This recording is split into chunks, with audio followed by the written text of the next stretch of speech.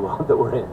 What can we do to let philanthropy play a bigger role and to create philanthropic projects that aren't the whim of rich people?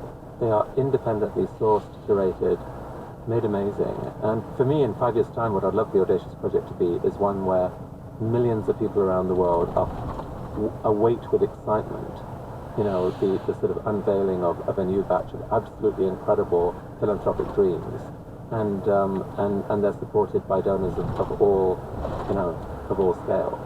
So to do that, it's about building a kind of critical mass, and it certainly it takes some time, but it's a really thrilling project. So 2 more questions for you, Chris, and then I'll let you go.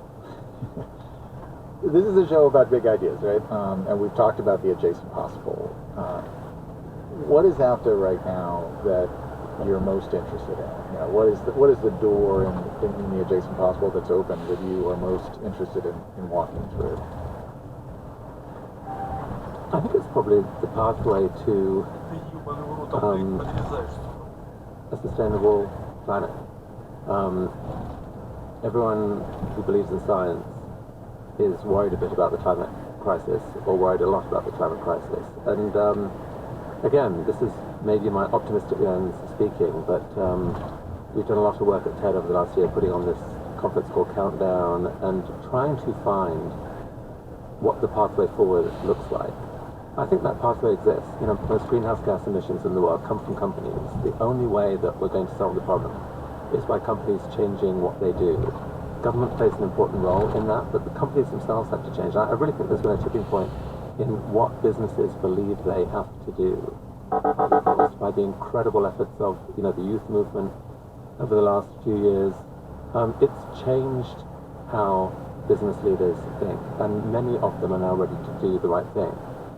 And the fact is that the technologies are there, the ideas are there to have an absolutely spectacular transformation of what our economies look like over the next 20 to 30 years.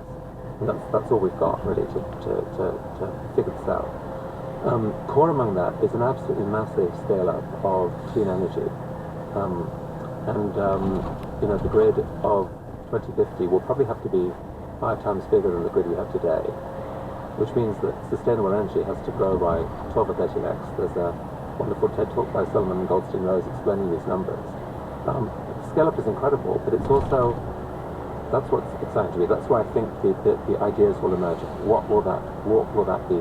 There are new solutions in nuclear energy, in geothermal, in